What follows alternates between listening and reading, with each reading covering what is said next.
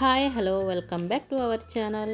ఈరోజు వీడియోలో మనం ఇంట్లోనే స్వీట్ షాప్లో దొరికేంత టేస్టీగా, బయట క్రిస్పీగా, లోపల మెత్తగా సాఫ్ట్గా ఉండే బాదుషాను ఎలా తయారు చేయాలో చూద్దామండి.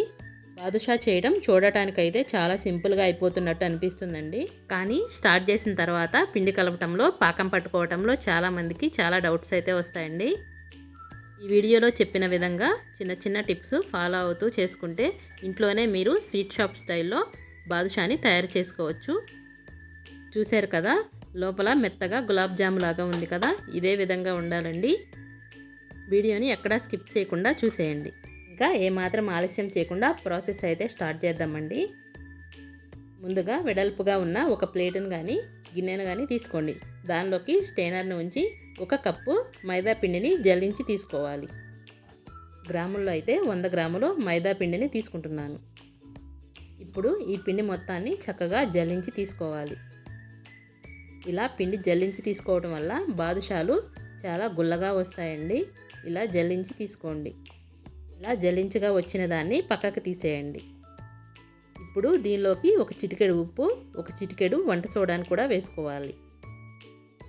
ఇప్పుడు దీనిలోకి 1 టేబుల్ స్పూన్ బటర్ని కానీ నెయ్యిని కానీ వేసుకోవాలి. నేను నెయ్యిని వేసుకుంటున్నానండి. 1 టేబుల్ స్పూన్ నెయ్యి వేసుకుంటే సరిపోతుంది. అదేవిధంగా 4 టేబుల్ స్పూన్లు పెరుగును కూడా వేసుకోవాలి. ఈ పెరుగు, నెయ్యి మొత్తం కలిసేలాగా పిండికి పట్టించుకోవాలి. 1-2 నిమిషాల పాటు ఈ పిండిని ఇదే విధంగా కలుపుకుంటూ మనం ఈ పెరుగును మొత్తం పిండికి పట్టించుకోవాలి.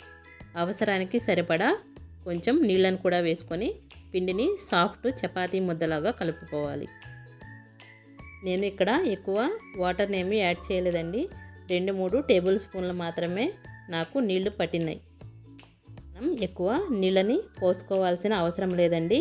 4 టేబుల్ స్పూన్లు పెరుగు వేసుకున్నాం కదా, 3 టేబుల్ స్పూన్లు నీళ్లు పట్టినాయి. 1 కప్పు కొలతకి ఇదైతే నాకు పర్ఫెక్ట్గా సరిపోయిందండి. ఇప్పుడు మనం ఈ పిండి ముద్దని గట్టిగా కలుపుకుంటూ సాఫ్ట్ చపాతీ ముద్దలా కలుపుకుందాం.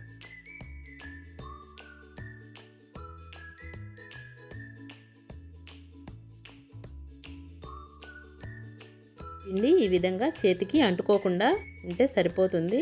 ఇప్పుడు ఒక 10 నిమిషాలు దీన్ని పక్కన పెట్టుకొని మనం పాకం పట్టుకుందాం. పాకం పట్టడం కోసం అడుగు మందంగా ఉన్న ఒక కడాయిని తీసుకోండి.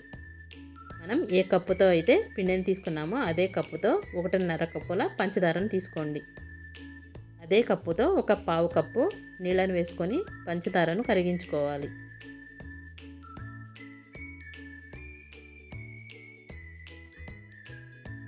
పంచదార కరిగి ఒక పొంగు వచ్చేటప్పుడు దీనిలోకి 4-5 యాలకులను దంచి వేసుకోండి. ఇప్పుడు మనం పాకం వచ్చేంత వరకు ఈ షుగర్ సిరప్ని ఉడికించుకోవాలి. ఈ పాకాన్ని లేత తీగ పాకం పట్టుకోవాలండి. మనం గులాబ్ జాము పాకం జస్ట్ స్టిక్ అయినప్పుడు తీసేస్తాం కదా, ఇది స్టిక్ అవుతూ లేత తీగ పాకం వచ్చేంత వరకు ఉడికించుకోవాలి. ఇప్పుడైతే మనం పాకం వచ్చిందో లేదో చూద్దామండి.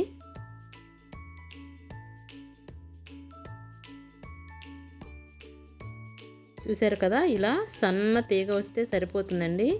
మనకి వచ్చి రానట్టుగా సన్న తీగ వస్తుంది. అప్పుడు స్టవ్ ఆఫ్ చేసి ఈ సిరప్ని పక్కన పెట్టుకోండి.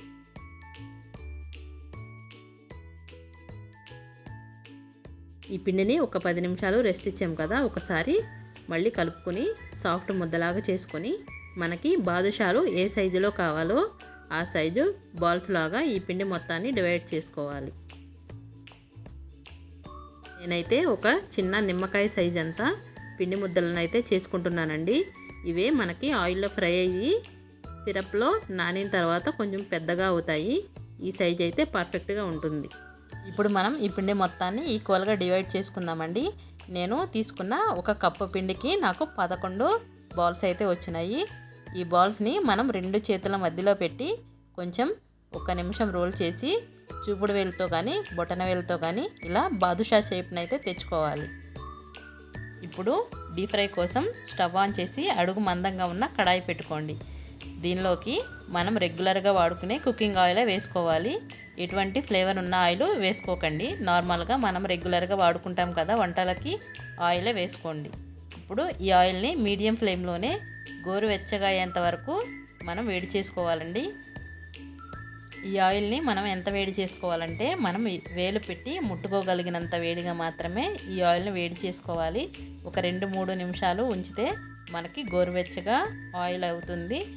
ఇప్పుడు ఈ ఆయిల్లోకి మనం బాదుషాలను ఒక్కొక్కటిగా వేసుకోవాలి. వీటిని వాటంతట అవే పైకి వచ్చేంత వరకు మనం లో ఫ్లేమ్లోనే ఒక 2-3 నిమిషాలు ఉంచితే ఈ బాదుషాలు చక్కగా పైకి తేలుతాయండి. అప్పుడు మాత్రమే మనం ఇంకొక వైపుకు తిప్పి 2 వైపులా గోల్డెన్ బ్రౌన్ కలర్ వచ్చేంత వరకు కాల్చుకోవాలి. చూశారు కదా, నాకు 2-3 నిమిషాలకి ఇలా చక్కగా ఆయిల్ పైకి బాదుషాలు వచ్చినాయండి. ఇప్పుడు వీటిని ఒక 2 నిమిషాలు కదపకుండా ఇదే విధంగా ఫ్రై చేసుకుందాం. ఒక 2 నిమిషాల తర్వాత మనం ఇంకొక వైపు కూడా తిప్పి ఒక 2 నిమిషాల పాటు ఫ్రై చేసుకుందాం. ఇదే విధంగా మనం వీటిని రొటేట్ చేసుకుంటూ ఒక్కొక్క వైపు 2 నిమిషాలు ఫ్రై చేసుకోవాలి. ఇవి గోల్డెన్ బ్రౌన్ కలర్ వచ్చేంత వరకు మీడియం ఫ్లేమ్లోనే ఫ్రై చేసుకోవాలండి. బాదుషాలు టేస్ట్ మొత్తం ఈ ఫ్రై చేసుకునే విధానంలోనే ఉంటుంది. మనం అటు ఇటు తిప్పుకుంటూ 2 నిమిషాల పాటు ఇవి గోల్డెన్ బ్రౌన్ కలర్ వచ్చేంత వరకు ఫ్రై చేసుకుంటే సరిపోతుంది.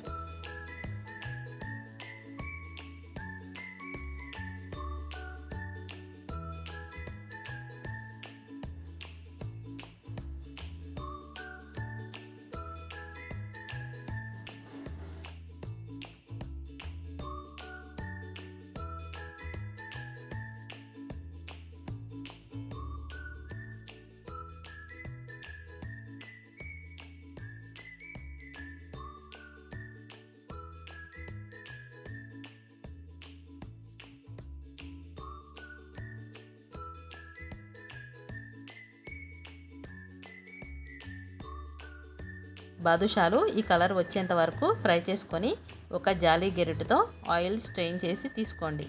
ఇప్పుడు షుగర్ సిరప్ చల్లారిపోతే కొంచెం వేడి చేసుకొని మనం ఫ్రై చేసి ఉంచుకున్న బాదుషాలను కూడా ఈ షుగర్ సిరప్లో వేసి ఒకవైపు 2 నిమిషాలు మరొక వైపు తిప్పి ఒక 2 నిమిషాలు ఉంచి తీసి చల్లారిన తర్వాత సర్వ్ చేసుకుంటే చాలా బాగుంటుందండి.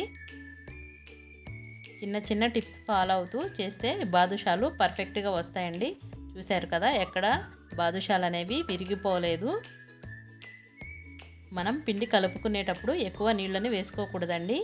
పాకం కూడా లేత తీగ పాకం పట్టుకోవాలి. అప్పుడే గులాబ్ జాములాగా లోపల మెత్తగా ఉంటుంది, పైన క్రిస్పీగా ఉంటుంది. చూశారు కదా ఎంత టెంప్టింగ్గా ఉన్నాయో. పాకంలో నాని చల్లారిన తర్వాత సర్వ్ చేసుకుంటే చాలా బాగుంటాయండి. ఒక్కసారి ఈ విధంగా ట్రై చేయండి. దీన్ని మరీ గట్టిగా కాకుండా మరీ లూజ్గా కాకుండా మీడియంగా కలుపుకోండి. పాకం లేత తీగ పాకం అయితే రావాలి. బాదుషాలు మంచి రంగు వచ్చేంత వరకు మీడియం ఫ్లేమ్లోనే ఫ్రై చేసుకోవాలి. బాదుషాలను షుగర్ సిరప్లో ఎక్కువసేపు ఉంచకూడదు, 2-3 నిమిషాలు ఉంచితే సరిపోతుంది. ఇలా చిన్న చిన్న టిప్స్ ఫాలో అవుతూ చేస్తే పర్ఫెక్ట్గా స్వీట్ షాప్ స్టైల్లో మీరే ఇంట్లోనే బాదుషాలు ప్రిపేర్ చేయొచ్చండి. చూడండి ఎంత టెంప్టింగ్గా ఉందో. బయట క్రిస్పీగా లోపల సాఫ్ట్గా చాలా అంటే చాలా టేస్టీగా ఉంటాయండి. మీరు ఒకసారి ఇంట్లో ఈ విధంగా ట్రై చేసి చూడండి.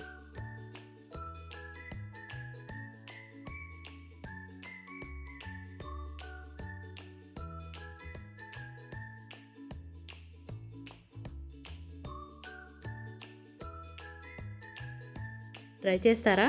ట్రై చేసి మీకు ఈ రెసిపీ ఎలా వచ్చిందో కమెంట్ సెక్షన్లో కమెంట్ చేయండి. ప్లీజ్ లైక్ చేయండి, షేర్ చేయండి, మన ఛానల్ని సబ్స్క్రైబ్ చేసుకోండి. Thank you for watching. Please subscribe our channel.